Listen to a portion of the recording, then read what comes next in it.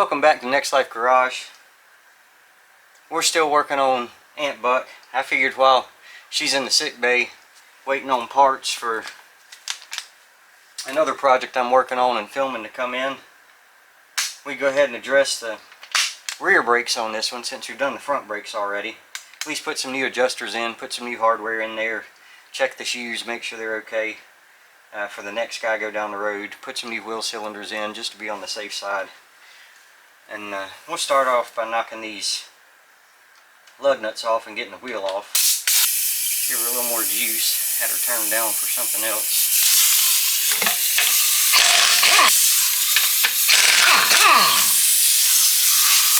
Quite the leak on that air hose. Need to fix the seal in that probably. Be a good idea anyway.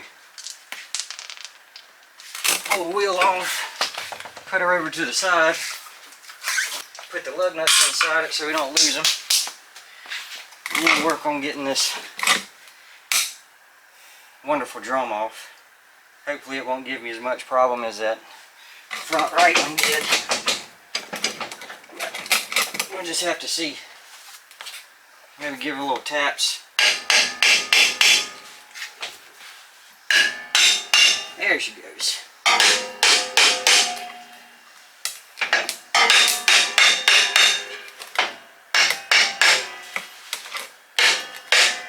This thing probably hadn't been off in more years than I want to think about, but nothing a little persuasion can't handle.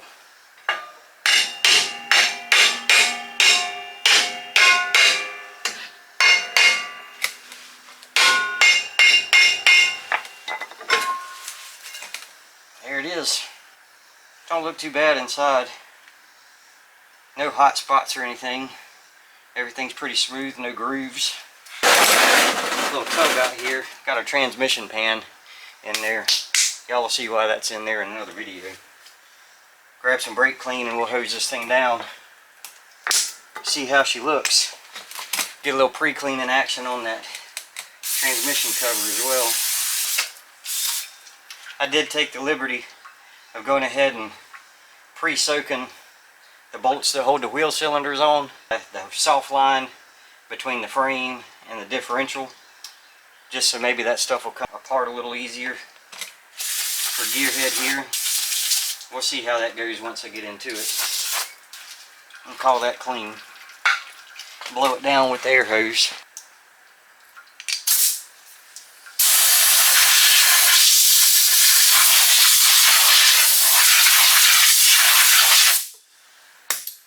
There you go. Got a little cut already. You know, drum brakes and steering and suspension components are probably my least favorite thing to work on. A lot of parts and pieces and moving bits in there to get in the way of things. Got some springs holding your shoes into your wheel cylinder up top.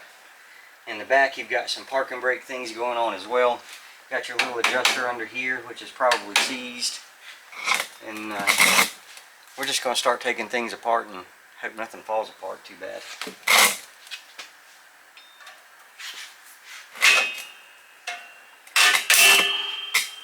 That didn't work.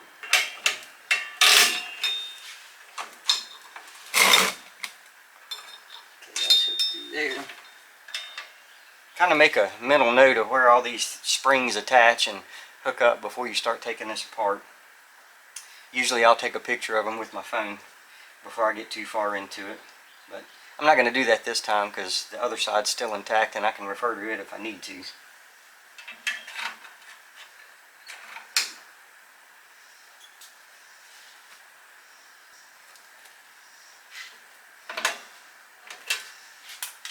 Maybe try a different set of pliers on that one.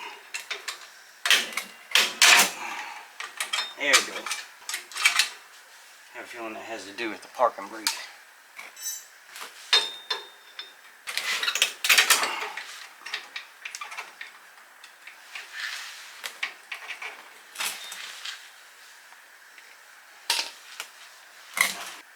Little drum brake tool, push in, turn, gets these little side springs off. Easier said than done for me anyway.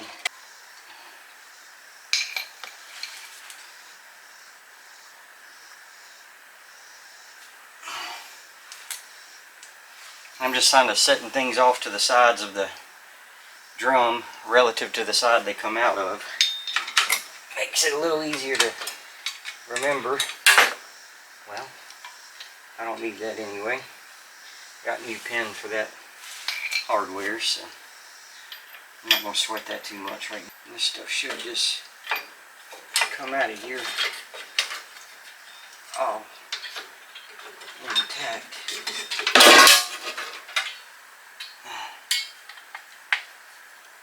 There's your shoes, rear and front, your spring for your adjuster, and again this just adjusts the shoe in the relationship to the inside of the drum there.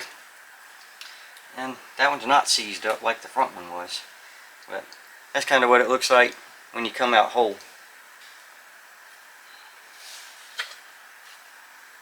I got a little cracking and scoring on these shoes, so we probably will go ahead and throw a new set of shoes in it, along with the wheel cylinder, which is right here, and the adjuster down on the bottom, as well as some retaining springs. I didn't get any of these springs that hold the shoes off of the drum while they're not in use. They always seem to be in pretty good shape. They usually are when you get into these things. And that's your parking brake right there. Pulls in and pushes the shoe against the drum. That's disassembled. We'll put some new shoes in, put some new hardware in, put all this back together, and then I'll go tack the other side, get it done. Then we'll look at the differential, maybe change the fluid in it. But I'm going to get all my new stuff in order, and then we'll go to assembling this back together once I get this wheel cylinder out. I'm going to go ahead and take a stab at getting this wheel cylinder off. Two little bolts hold it on the back. There's a little compression fitting on the brake line back there. I'll show you how all that goes together once I get the wheel cylinder off. Hopefully my forethought in spraying that down with the rust penetrant is going to make these a little bit easier to get off. See how it goes.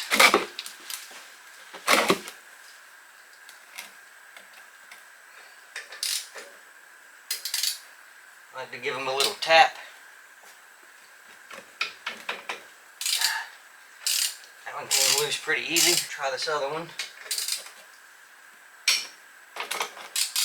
That one came loose pretty easy. See if this brake line will come loose. Oh yeah. Little pre-rust penetrant helped out quite a bit there. You know, brake fluid makes a pretty good rust penetrant too. If you're in a bind and don't have any spray penetrant. I found over the years that seafoam penetrant works pretty good, as does PB Blaster and WD-40. One little guy out. Two out. Finish getting our hard line disconnected here.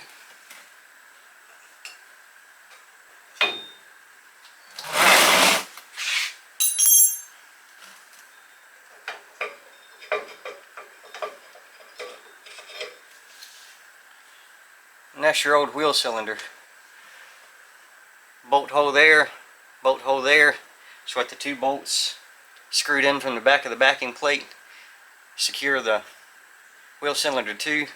The little compression fitting for the brake line goes in the big hole there. Basically these two little things here, whoa, they push in and out. You saw I just squirted some brake fluid. So I'm going to have to get that cleaned up, but that's that. I swear I got a rag around here somewhere. Get that off the car so it doesn't eat our beautiful paint job off. Brake fluid will eat paint right off of a car. Ray Bestis, best in brakes. Still made in China though. How you like that?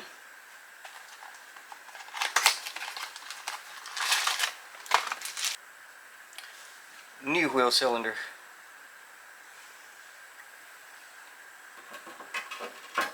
Gotta swap these little pins over that were on the end. They just go in the end like that. Pretty easy. Just reverse the process to stick the wheel cylinder back in.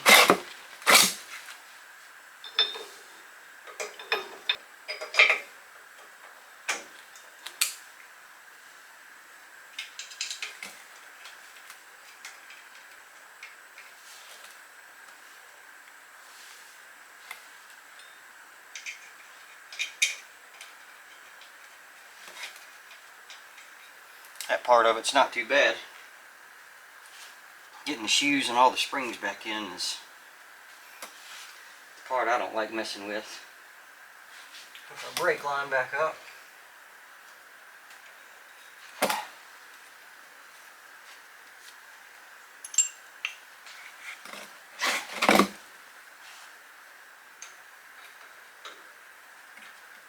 This stuff doesn't have to be super tight. Just snug it down.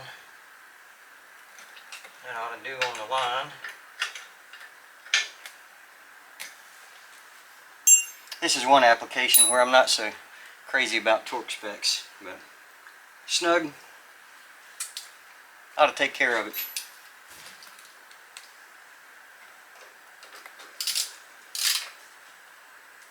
There we go.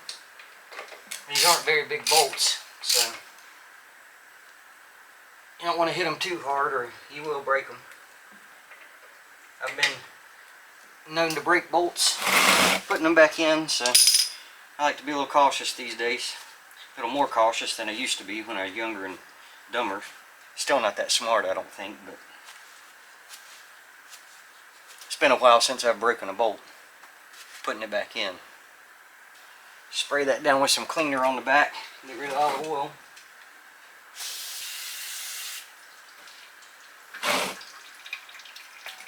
Alright, we're ready to put all the springs and shoes and all that fun stuff back in now. Got my new quitter shoes for the rear. Got some new hardware to hold the shoes in the backing plate assemblies there. Got a new adjuster to put in there so make it easier to adjust the brakes once I get them put on. Basically going to set things up in the floor with the new quitter shoes like the old quitter shoes are sitting over there.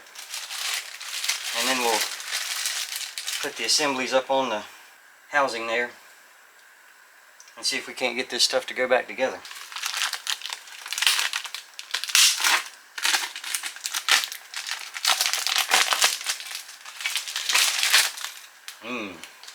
Smell of fresh brake shoes.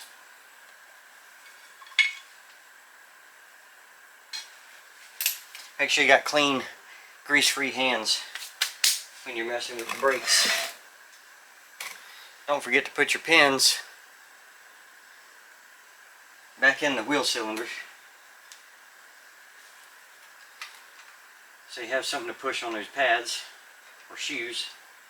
Sorry, I'm used to rotor brakes.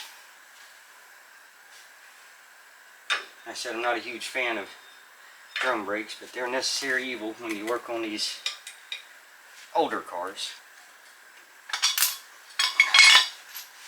Oh no you don't. Oh no you don't.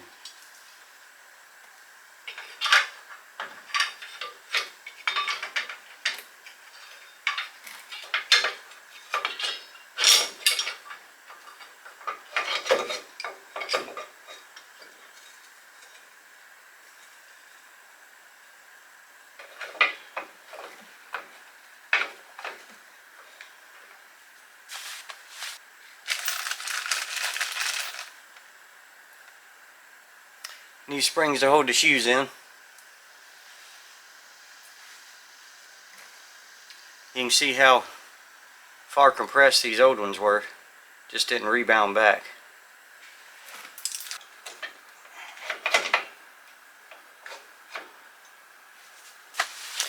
Now for the fun part.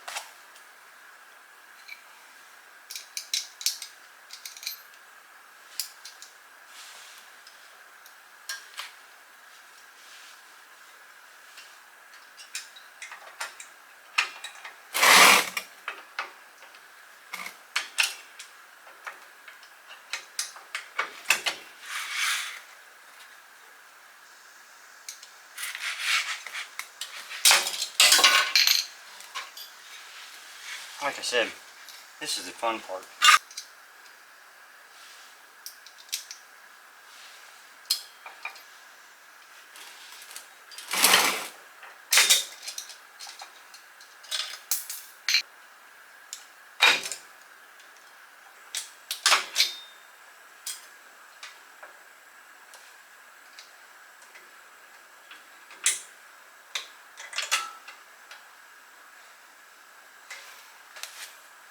There's one. One more to go.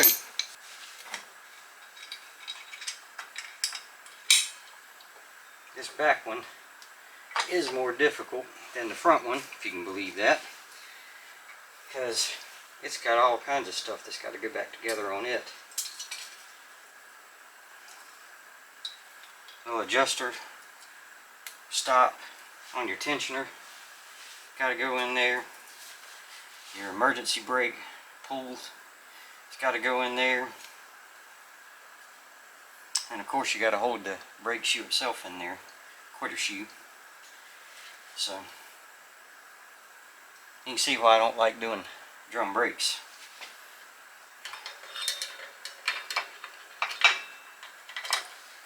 Nature of the beast and all.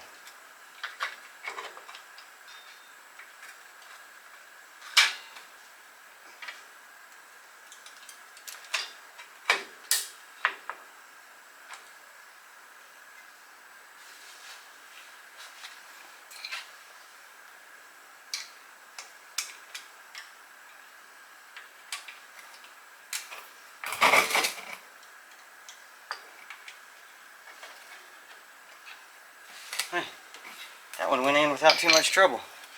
Now it's just a matter of getting these springs back in the places that they go. I'm going to take a gander at the other side, make sure I get the rest of this stuff put back on. And this side should be good to go with a little adjustment once we get it all back together.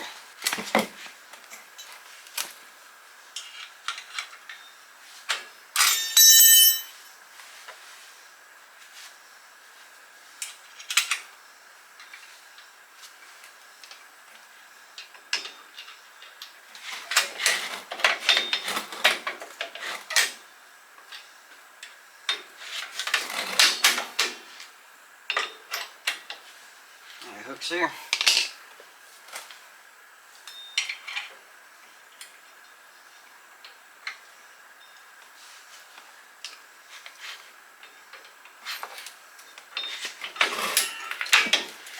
I got hooks there. This little guy gonna hook back on in here. Yeah.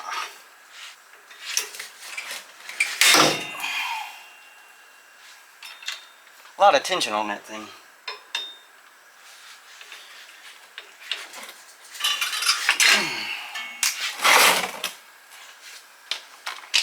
And that one's back together. Try fitting our drum on, which should go on pretty easily since our tensioner's fully loose. But you want it fully loose when you're putting on new shoes, make up for the tolerance difference in the wear on the old shoes. And that will need a little adjusting. You're not hearing any, not much if any, rubbing in there. You just want a light rub when you turn that drum. Make sure the shoes are in proper adjustment. But we'll come back to that after I get the other side done. I'm not going to show you all that other side since I showed you this one. Once I get the other side done, we'll crawl under and pull the cover off the differential, get the oil changed in that, and fill it back up. Should be good to go on the rear brakes and the differential. Still got to replace the soft line though between the chassis and the differential in there. So I'm going to go attack the other side, and once I get on the differential, I'll bring y'all back under the car with me. We're back underneath Ant Buck, getting ready to pop the cover off the differential, drain the old nasty fluid out of it, and put the cover back on, new seal, put some fresh fluid in it.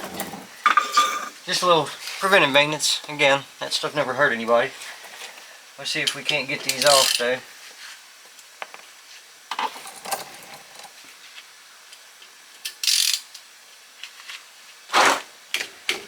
There we go. I know y'all can't see what I'm doing over there when I'm all curled up. See if we can't get y'all a better angle. How's that? Maybe that'll work out a little better for you. Little tap. Little tap. That saves on the knuckles. Little tap. You go pushing on those things and they break free. End up with a finger jammed into an exhaust pipe there, or maybe into the axle if you're a little wild.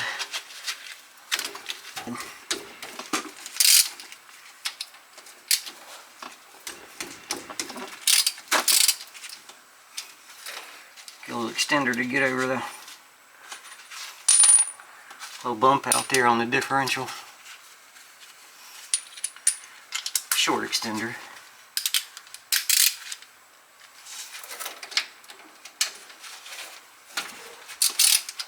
And that top one right there is holding our attachment point for the rear soft line to go into the splitter up there to go to each side of the axle. What I like to do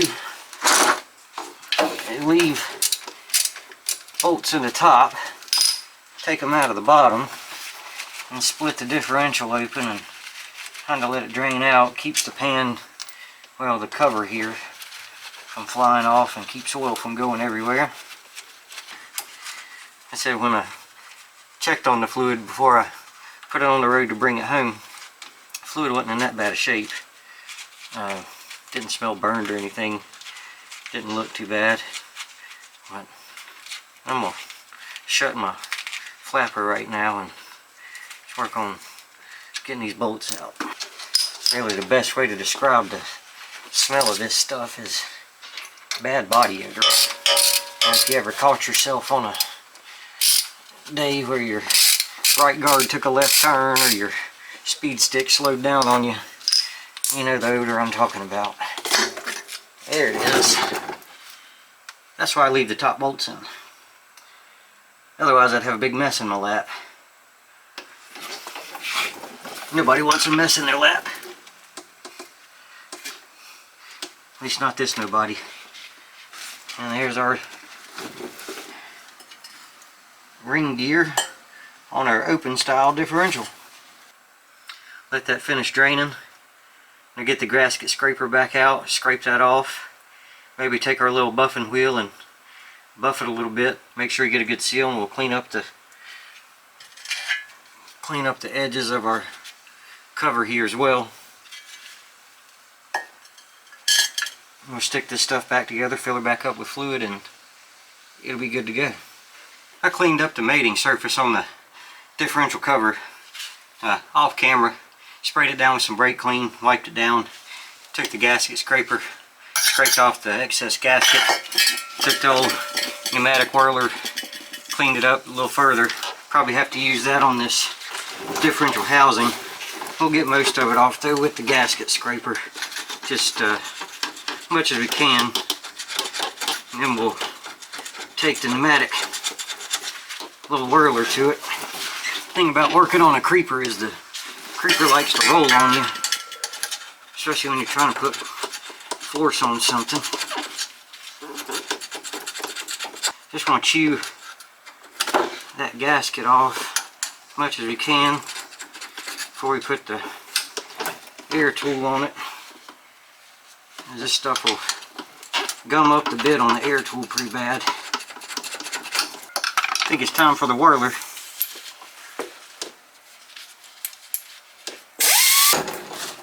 Got the surface all cleaned up now on the differential housing. I got the new gasket here. I'll make sure that the bolt holes line up before we go trying to put things back together. Hold my tongue right. Get that done, maybe. Not looking like we're going to line up though. Not the right gasket for the job. Gotta love the parts, huh? Not the right gasket at all. Gonna have to go source a proper gasket. Get back at this a little later. Great. Just great.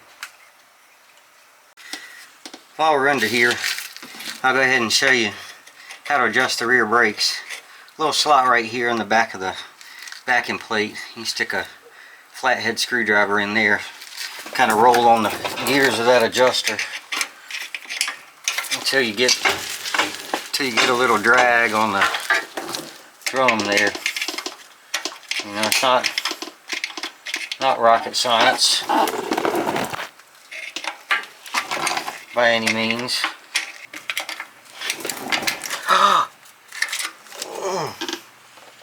Just rolled over my arm with that roller. That didn't feel good.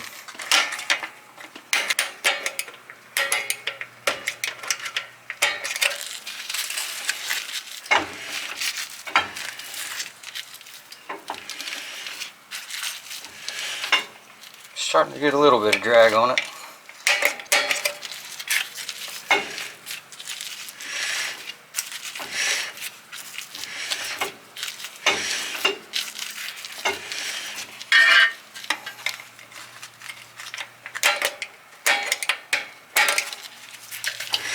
There we go.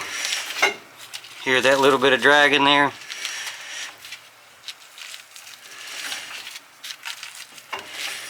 That's about what you want. Yeah. We're gonna call that one good. I'll go adjust on the other side. We'll go try and source a proper differential gasket. See if we can't get this rear end job wrapped up. We've got ourselves a proper gasket now. Gonna fit on there just like we need it to. So I'm gonna get the differential cover put back on, torque back down. Probably gonna go around 25 foot-pounds. Doesn't have to be super tight. You just want a nice even clamp on the cover so the heat cycles that the differential goes through doesn't start to warp it where it's tighter or looser in some spots and get a leak in it. So I'll get that back together, and then we'll top her back off with fluid, and then we'll be good with the rear axle here. What I like to do to get these back in, make sure things stay lined up, stick a couple of bolts through the top just to hold the gasket in place. Get them threaded in, and we'll get the rest of them put in.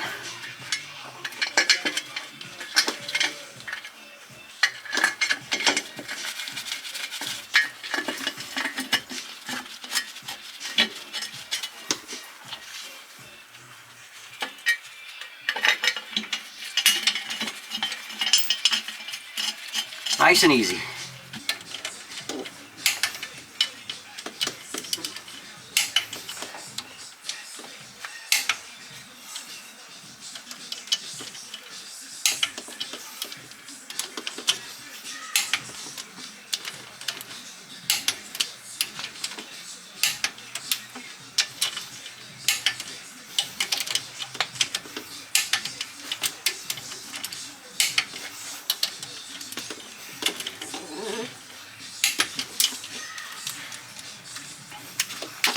Good and sealed on the differential, so I'm gonna go ahead and top it off with fluid. The access to fill it up's over here on the navigator side. Just takes a 3/8 socket. Get that out, and you just want to put enough fluid in it so that it starts to run out the filler hole, and that should be good and full for the differential. Take care of that now.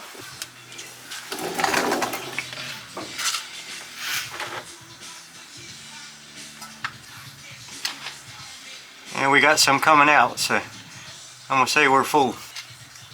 I'm gonna stick the little plug back in, and differential job is done.